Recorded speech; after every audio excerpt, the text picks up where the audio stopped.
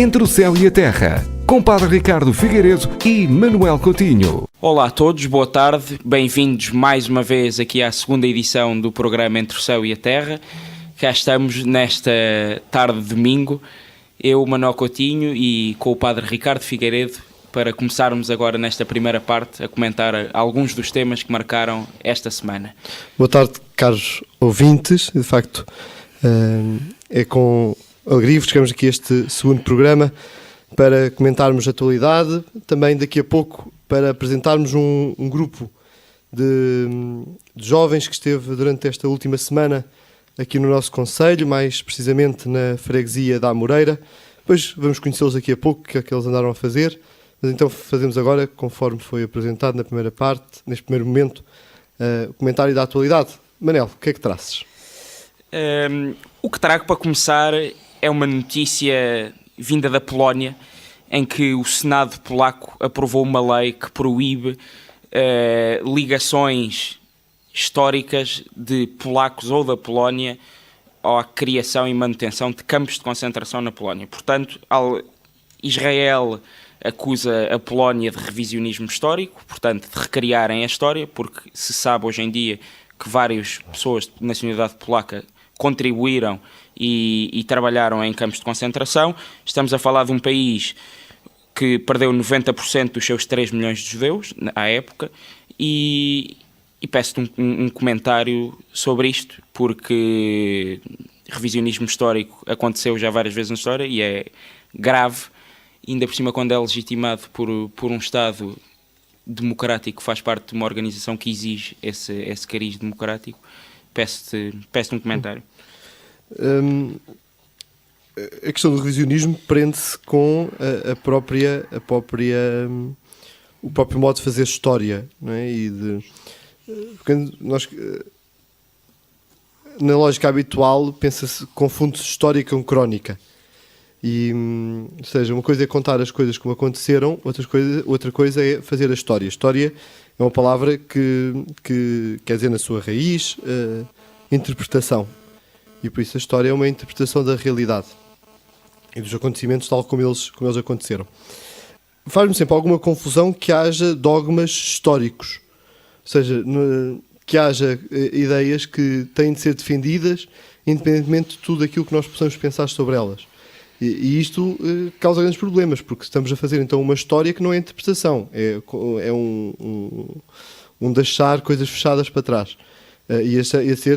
São dogmas históricos, são dogmas do passado e que nós não podemos de qualquer modo pensar sobre eles nem refletir. Não sei se esta decisão, esta notícia que tu trazes da questão da Polónia, tem-se de pensar exatamente então qual é a verdade que está por trás então destas coisas. Porque, por um lado, dizer não se pode pôr em causa um dogma histórico, parece-me um pouco uma ideia falsa. Porque o conhecimento avança e conhecem-se diários, conhecem-se testemunhos das pessoas e, portanto, percebo depois o que é que a Polónia quer e compreendo que associar um acontecimento daqueles apenas à Polónia como um todo também é injusto, enquanto tal. Não é? Sim, mas estamos aqui a falar, quer dizer, de uma criminalização de alguém que publicamente possa vir fazer a mínima relação com a Polónia ou com polacos estes acontecimentos. A questão é os absolutos que podem sair daí, quer de um lado, quer do outro, e esses é que são perigosos. Sim. Nós precisamos a reação de Israel também é particularmente preocupante, porque quer fazer manutenção de um dogma histórico que, vamos pensar sobre isso. E condenar um país como um todo, claro. Mas isto acontece em várias coisas. Estamos a falar da questão da Polónia, mas acontece, e falo também como padre, o que as pessoas dizem sobre a Inquisição. A Inquisição surge como um dogma histórico, como uma coisa má, mas a questão é, mas vamos pensar sobre isto. E quando nós vamos, de facto, aos dados que nós temos ao nosso dispor sobre a Inquisição, vimos que aquilo afinal não é aquilo que pintam, não é? Este ambiente de terror da Inquisição Católica. Basta partir do princípio, quer dizer, a Inquisição Protestante matou muito mais que a Inquisição Católica. E, portanto, porque é que tem de haver estes dogmas que se passam assim, sem refletirmos sobre eles? Ou seja, tudo o que seja um apoio à ignorância, não pensar sobre a realidade, é que é preocupante. Exatamente, e a ausência de liberdade total da academia Mas aqui estão dos dois lados, não é? Quer a questão da Polónia querer proibir, quer os judeus, não é? Quer o Estado de Israel querer manter um dogma histórico. Então porquê não vamos pensar sobre isto? E isto aqui pode ser a questão de... Já começamos a ter a distância para ter um juízo crítico sobre acontecimentos passados e sobre aquele acontecimento terrível da história. Não é? Isso aí foi terrível. Aquilo que aconteceu é terrível. Mas porquê é que não podemos então interpretar isto? Porquê é que não podemos então refletir sobre isto? Isso é que me parece preocupante. Ou seja, as amarras ao pensamento é que são preocupantes. E o Estado de Israel, em várias coisas, até na relação com a Igreja Católica, tem muito esta tendência, não é? A querer bloquear. Quer dizer, basta falar do Papa Pio XII, que foi o Papa durante o nazismo, que a beatificação dele está bloqueada porque o povo de Israel, os judeus, fazem quando, na altura, até o rabino de Roma mudou o nome para Eugénio por causa de tudo o que de bom Pio XII tinha feito pelos judeus. E hoje o povo de Israel quer impor uma leitura sobre a história em que encosta Pio XII a um colaboracionismo com o nazismo, que é errado. Quando nós vamos ver na época, e nós temos de ver as coisas na época, eu ver hoje, do século XXI, querer ler o passado, eu estou de barriga cheia. Não consigo ver a história com realidade. E é o que eles fazem. Quando vimos na época, o que muita gente fez, de bem, para ajudar, não, hoje, se não fizer uma declaração perentória contra, é errado. Porque o Papa Pio XII devia ter feito uma declaração perentória.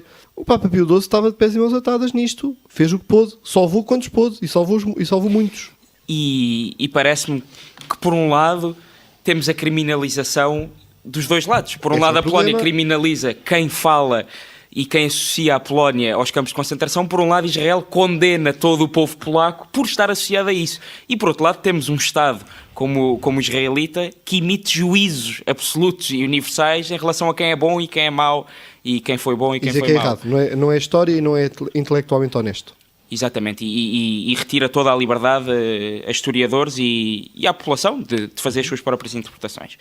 Padre Ricardo, esta semana tivemos uma notícia chocante, a acrescentar a todas as que marcaram já este incidente, que é a guerra na Síria. Tivemos segunda e terça-feira 136 pessoas, 136 civis, que morreram a leste de Damasco, num enclave rebelde. E o que pergunto é até quando? Até quando é que vamos ter que receber estas notícias para se pôr um fim ao sofrimento destas populações e que solução? Olha, Manel, e nesta semana estive a ver um testemunho sobre a questão da Síria.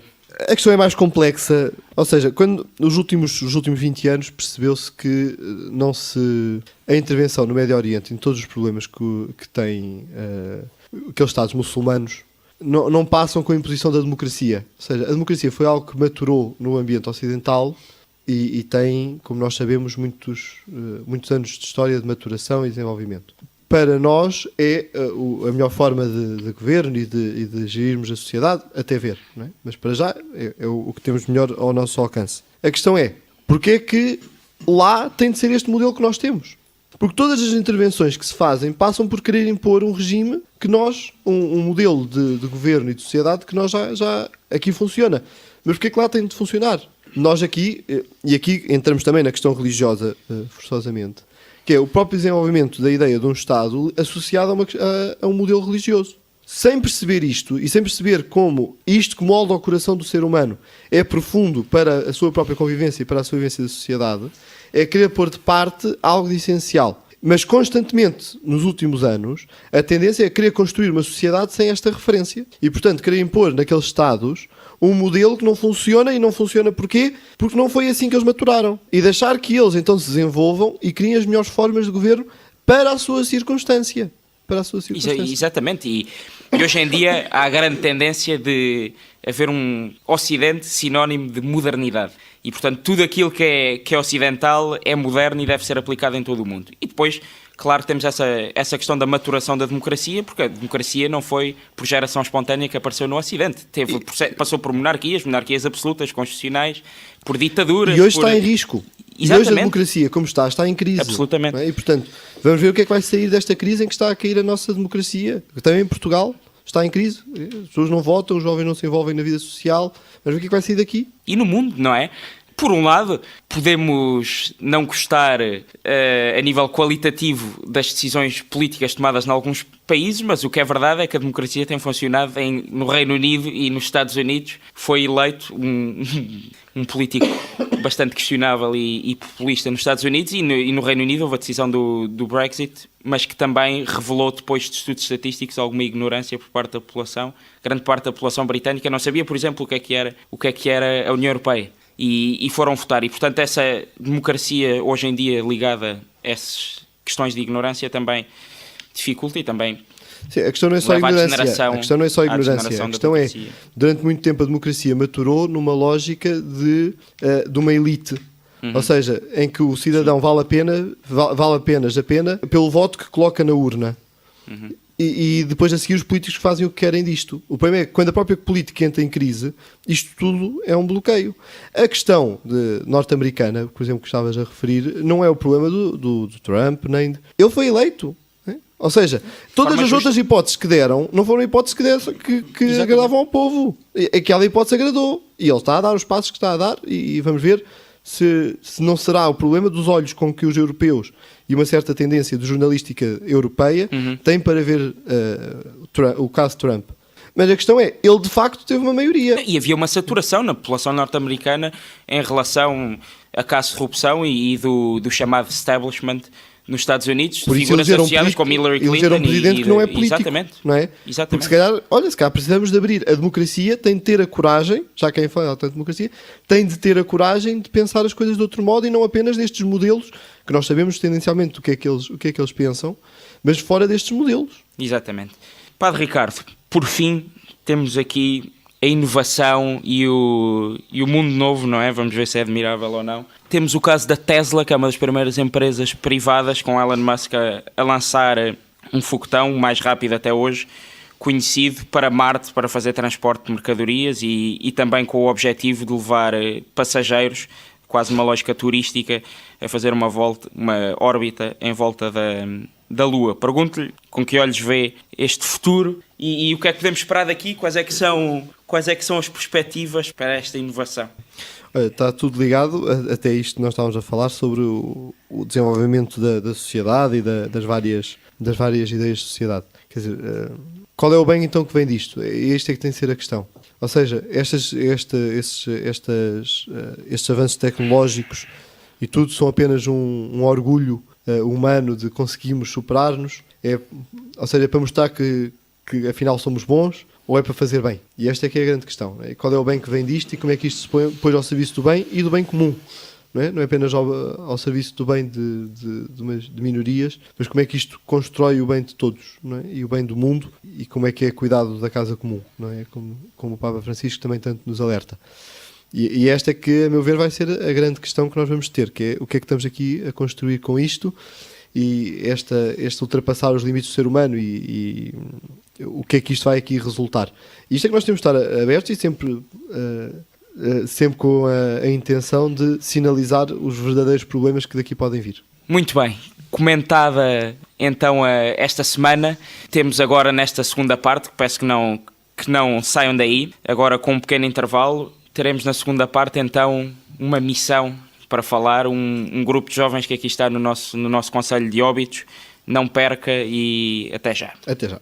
Entre o Céu e a Terra, com Padre Ricardo Figueiredo e Manuel Coutinho. Caros ouvintes, boa tarde novamente. Estamos de volta para a segunda parte do nosso programa Entre o Céu e a Terra, com Manuel Coutinho e Padre Ricardo Figueiredo, eu próprio. E temos como anunciado a presença aqui de 3 convidados hoje connosco, pertencentes a um grupo que é a Missão País, que esteve ao longo da última semana numa das nossas freguesias, do nosso Concelho de Óbidos, na freguesia da Amoreira. Bem-vindos, Afonso, Leonor, Pedro. O que é este projeto da Missão País? Muito bem, Sr. Padre. Antes de mais dizer que é uma grande alegria estarmos aqui na rádio neste domingo.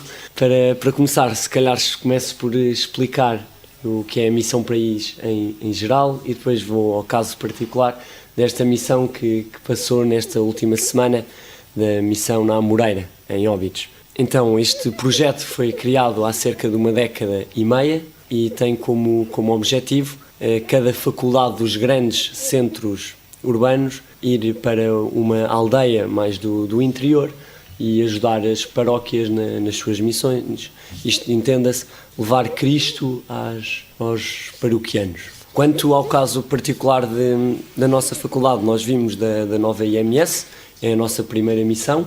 Normalmente ficamos 3 anos ficamos 3 anos num sítio. Esta é a nossa primeira missão na Amoreira e esperamos também daqui a 2 anos, no próximo e daqui a 2 anos também estarmos novamente aqui a ajudar a paróquia da Amoreira e os paroquianos a viverem melhor o seu dia-a-dia. Falo então também do que é que andámos a fazer ao longo desta semana que passou. Nós éramos um grupo grande de 40 jovens e dividimos em 5 pequenas comunidades. Uma primeira que passava os dias no centro de dia a ajudar os senhores de mais idade, dando-lhes muita companhia e ouvindo as suas histórias, coisa que hoje é fundamental, fazer companhia aos mais velhos, porque hoje muitas vezes são esquecidos e não podemos permitir que isso aconteça. Depois havia outra comunidade que estava mais ligada à escola,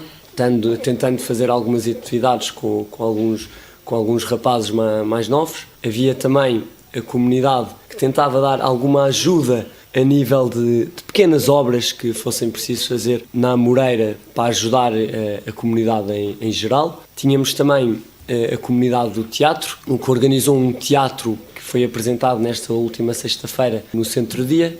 E por fim tínhamos uma outra comunidade que tinha como objetivo andar pela Amoreira, de casa em casa, a bater à porta para saber se as pessoas precisavam de ajuda, novamente fazer um bocado de companhia e rezar com elas. Eu não venho sozinho, venho também com a Leonor e com o Pedro, que estiveram a fazer missão numa destas comunidades.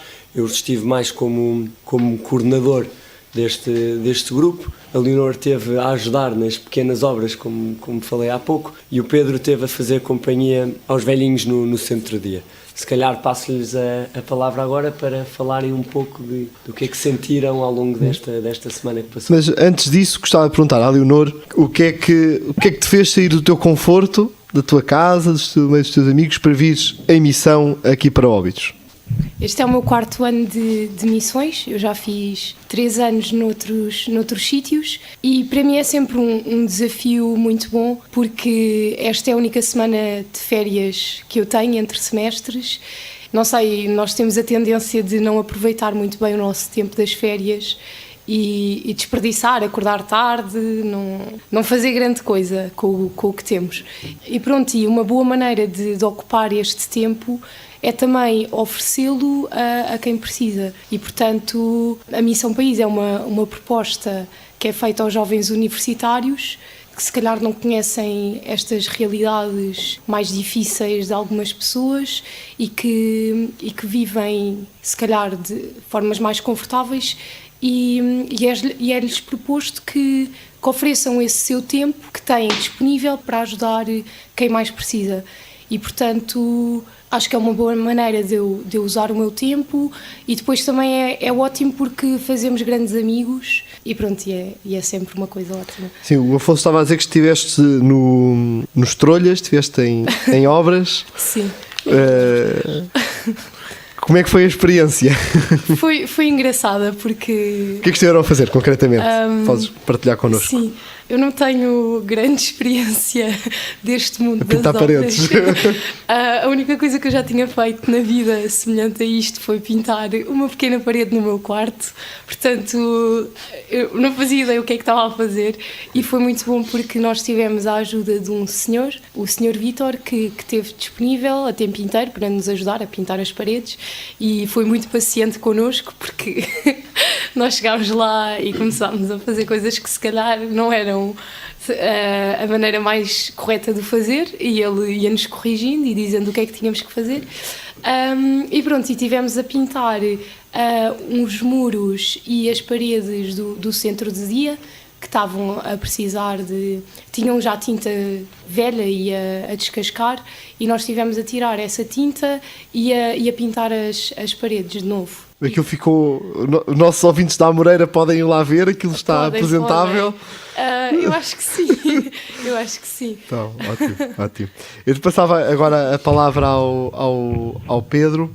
O que é que andaste a fazer, Pedro, esta semana aqui? Sim, padre, boa tarde. Esta semana eu estive com a minha comunidade a acompanhar os utentes do centro de dia. Foi uma experiência muito gratificante porque de facto, por vezes, quer dizer, não é a coisa que nós temos mais vontade. Vimos para estas missões, vimos um grupo de 40, 50, 60 jovens, começamos a conviver uns com os outros e a vontade que dá é estarmos ali no bem bom, a ter conversas, a jogar jogos, a fazer as atividades que fazemos, e depois vemos ainda por cima a possibilidade de trabalhos e de ajudas que podemos dar à comunidade por onde vamos, e normalmente o centro de dia é assim uma que não apetece. E o que é facto é que a mim não me apetecia, mas esta semana foi uma semana incrível em que de facto compreendi, em primeiro lugar, que este sentido da caridade que nós católicos temos, quando é vivido assim, como foi nesta semana, é uma coisa que nos eleva imenso. E depois porque de facto temos muito que aprender com as pessoas mais velhas, e é uma grande hipocrisia da nossa parte não as ajudarmos quando elas mais precisam de nós, não lhes fazermos companhia, descartámo-las como se não tivessem valor, depois de já não poderem trabalhar, depois já não poderem dar tanto à sociedade como já deram. E por isso foi uma semana muito boa, em que conheci muitos senhores e muitas senhoras amorosos que nos acolheram muito bem no centro de dia, por exemplo, a senhora Dona Ermelinda ou o senhor Zé, enfim, várias pessoas. Estive a jogar às cartas com o senhor Zé, com o senhor Joaquim, com mais uns senhores. Estive a conversar com a senhora Dona Ermelinda, com a senhora Dona Luzia, enfim, foi uma semana muito, muito boa. Falavas, e sublinhaste até bastante, esta questão da caridade própria dos católicos, também o Afonso disse que vinham para trazer Jesus.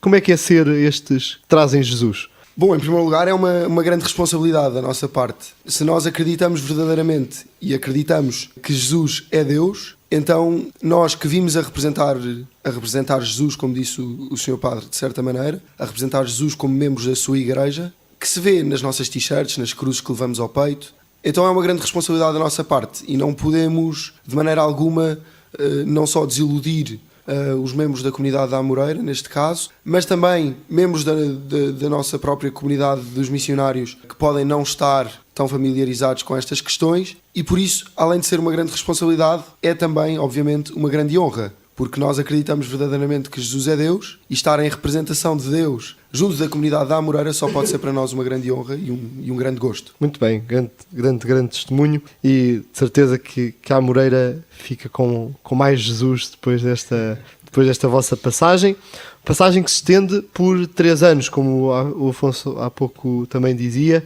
Este é o primeiro ano, os nossos ouvintes da Amoreira podem contar com a presença da Missão País mais 2 anos.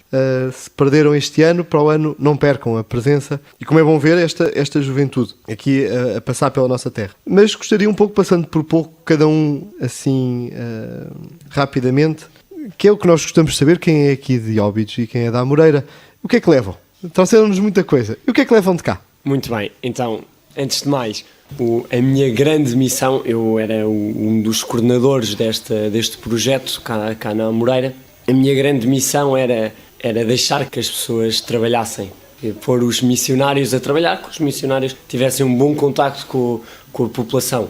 A Mariana e eu, os chamados, entre aspas, chefes gerais desta missão, tínhamos mais o objetivo de organizar toda esta semana. E começámos já desde novembro a vir cá à Moreira, ter consigo o Sr. Padre e ter também com a Sra. Presidente de Junta, Vanessa Rolim, e foi algo que o que levo não é só de uma semana, mas também destes últimos 3 meses que passaram, de tudo que tivemos de organizar, desde os contactos com os bombeiros, dos contactos com o centro-dia, dos contactos com a coordenadora do agrupamento da Escola do Forrado, várias conversas que eu, como mais, não tive muito contacto com as pessoas em geral da freguesia da Amoreira, mas sim com as grandes instituições.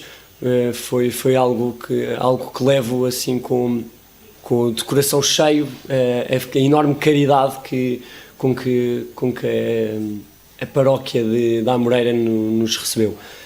A senhora Presidente de Junta, tenho de dizer aqui por justiça, que foi de facto simpaticíssima e extraordinária, que nos disponibilizou a imensa coisa e que de facto quis mesmo que isto acontecesse e que as missões tivessem os máximos frutos possíveis. Também na quarta-feira teve lá o Sr. João, o Sr. Simões e o Sr. Walter a fazerem-nos uma pequena churrascada, sempre uma caridade imensa. Também o comandante dos bombeiros e, portanto, eu que tive mais contacto com as grandes instituições da Amoreira levo sim uma amostra de uma enorme caridade que ainda há no mundo português e que é algo que às vezes é esquecido, que é posto de lado, mas que nós temos a missão, os portugueses de hoje em dia, de pôr isso no primeiro patamar e não fechar e começar a olhar só para as outras coisas, para as coisas más e não, há muita coisa boa e devemos tentar agarrar e ir por aí. Leonor, que levas tu aqui da nossa aldeia histórica da Amoreira? Então, a Amoreira surpreendeu-me muito pela positiva, porque, como eu estava a dizer, é o meu 4º ano de missões e eu já estive noutros 2 sítios a missionar antes de ir para aqui. E nota-se muita diferença, desde o primeiro ano até ao terceiro, a forma como as pessoas nos recebem e a forma como se relacionam connosco. E o primeiro ano normalmente é um ano complicado, porque as pessoas não sabem quem nós somos e de repente aparece um bando de 50 miúdos no meio do sítio onde as pessoas vivem e estão habituadas ao seu sossego ou à sua rotina diária, e nós vimos destabilizar um bocadinho essa rotina. E normalmente são as pessoas, é normal, não nos conhecem, não confiam muito em nós e são desconfiadas no primeiro ano, portanto é um ano complicado em que temos que quebrar algumas barreiras e no ano a seguir já somos melhor recebidos e no terceiro ano então é que nota-se já assim uma proximidade maior. E este ano, na Amoreira, eu senti como se fosse o terceiro ano nos outros sítios, porque as pessoas estavam muito disponíveis para falar connosco, para nos ajudar. Nós passávamos na rua e as pessoas diziam-nos todas bom dia e muito simpáticas, abriam-nos a porta de casa e ficavam à conversa connosco durante meia hora, 45 minutos, o que fosse. E nós perguntávamos se queriam rezar connosco e elas diziam que sim. E pronto, e acho que foi ótimo e surpreendeu-me a mim muito pela positiva. Ótimo. Muito brevemente, Pedro, que levas tu? Eu tenho que dizer que levo 2 tipos de alegria. Em primeiro lugar, a alegria da vivência total da vida cristã, que nos foi possibilitada por esta organização que é a Missão País nesta semana na Amoreira, em que juntamos a caridade, a oração, a amizade.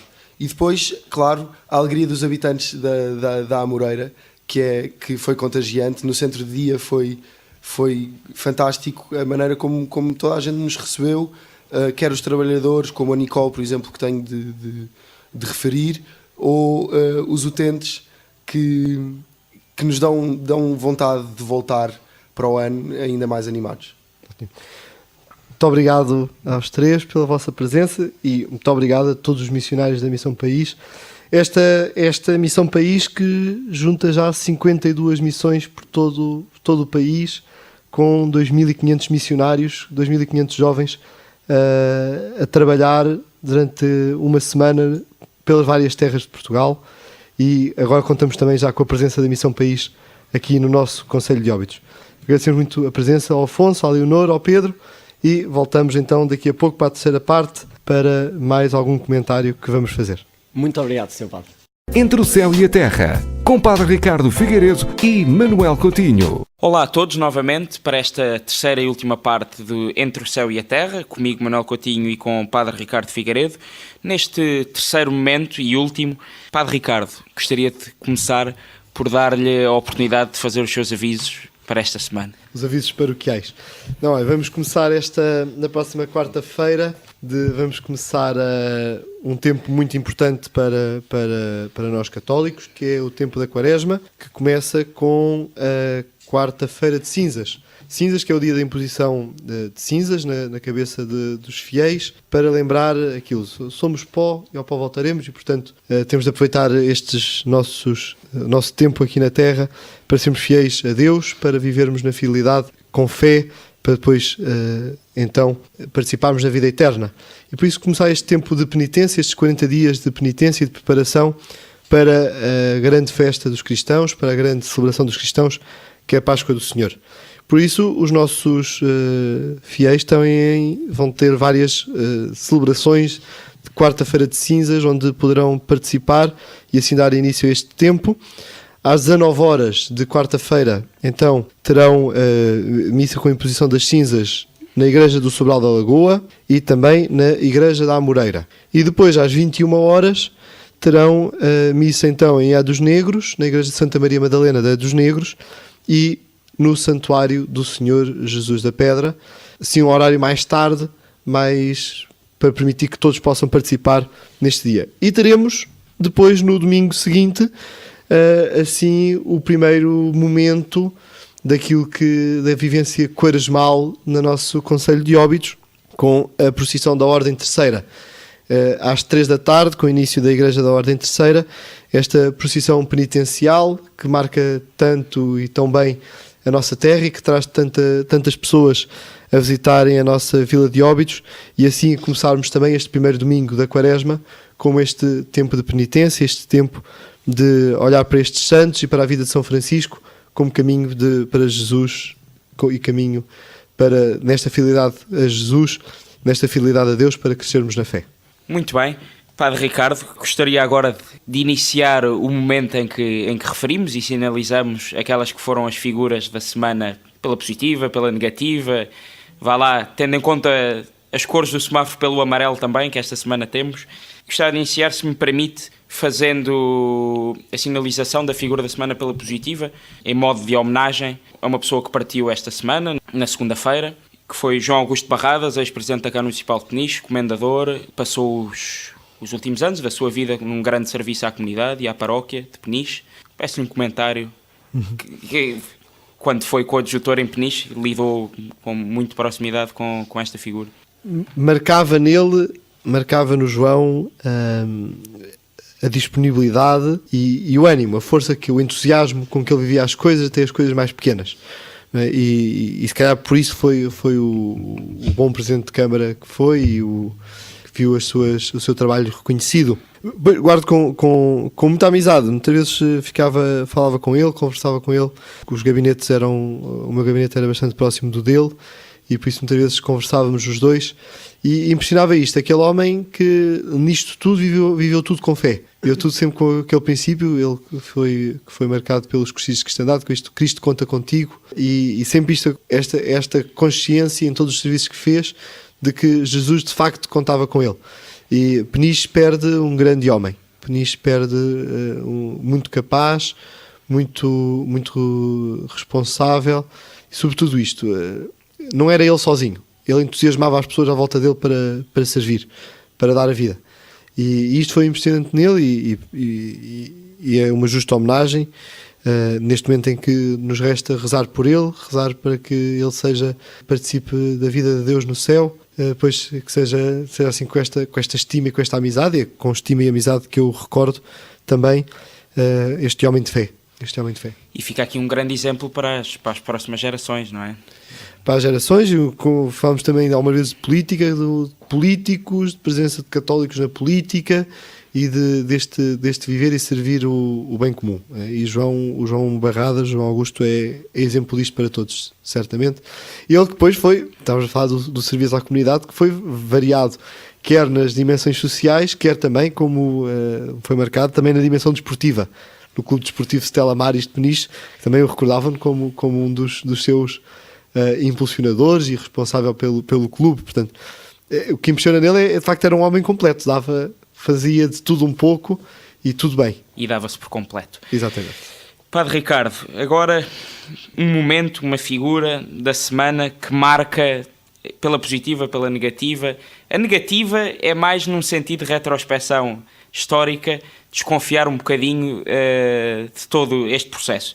António Guterres, secretário-geral das Nações Unidas, esta semana demonstrou a intenção de iniciar conversações com as principais potências mundiais sobre um possível desarmamento ou ter apenas armamento mais leve dentro das armadas dos diferentes Estados. Pergunto-lhe que momento é este, porque já por outras ocasiões na história, tanto da Sociedade das Nações como das Nações Unidas, falámos em desarmamento, falámos em não proliferação de armas nucleares. O que é verdade é que as guerras continuam e os armamentos, por exemplo, em países como os Estados Unidos, continuam a aumentar os investimentos nesses mesmos. Portanto, pergunto... Olha, não... Pronto, esta é uma questão complicada, eu percebo a intenção e é boa. A questão é... Isto era bom e funcionava tudo bem se fosse tudo às claras. Disseste a questão dos Estados Unidos, mas nós sabemos quais são as armas que os Estados Unidos têm, mais ou menos, que certamente há sempre aquela dimensão secreta, mas sabemos do que lado estão. O problema é sabermos que também há muitos países e muitos regimes que nós não sabemos o que é que eles têm, e que armas têm e o que é que fazem com isto. Por um lado. Por outro lado, o próprio comércio e o próprio negócio do armamento, que é algo que dá dinheiro, não é? E a relevância que tem. Ainda falávamos na primeira parte do programa sobre a questão da Síria, tem muito a ver com isto. É porque se há guerra, porque as armas continuam a chegar lá. Exatamente. E continua a haver gente a ganhar dinheiro com estas armas assim lançadas. Eu percebo a questão do desarmamento, mas isto tem de ser se todos estivermos para o mesmo lado. Porque se não estivermos todos para o mesmo lado, esta questão é uma questão perigosa e complicada. E temos aqui mais, depois de Augusto Barradas, de forma diferente, temos aqui mais um católico na política, não é? Está, o papel que pode representar. E vai levando os valores. Neste tipo de negociações e de coisas, já que é um católico, há um ponto fundamental, assim, um ponto de base na doutrina e na nossa fé católica, que é o pecado original. Ou seja, saber que a nossa natureza está decaída em tantas coisas e que, por muito que queiramos o bem, volta ou não volta, vamos cair no mal. E, portanto, também para a questão dos armamentos é preciso termos consciência. Quando fazem este tipo de negociações e este tipo de leis, é perceber que isto volta ou não volta, nós tendemos para o mal e isto pode correr mal. Não é? Porque, portanto, espero que um católico como o António Guterres, na política e envolvido nisto, tenha isto em conta. Um ser humano naquilo que ele é e não na ideia que nós temos e que gostávamos de ter do que é o ser humano.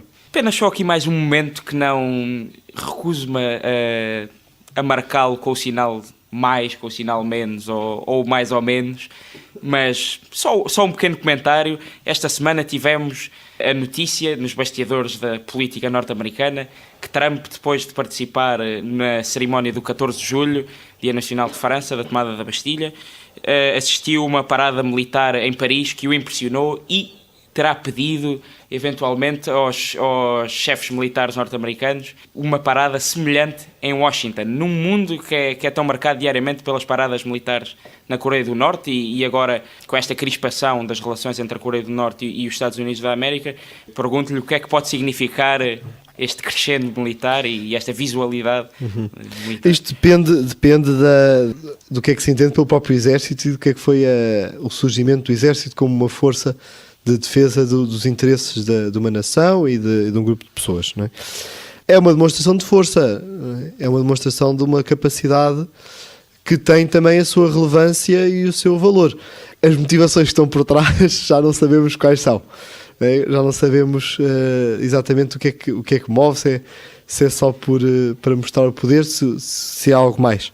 Bem, mas neste momento em que o mundo vive estas tensões, se calhar do nosso lado também tem de haver aqui do lado do Ocidente mostrar que estamos protegidos e que nos defendemos. Muito bem. Padre Ricardo, por fim, passarmos mais uma vez, como na semana passada, a uma sugestão literária.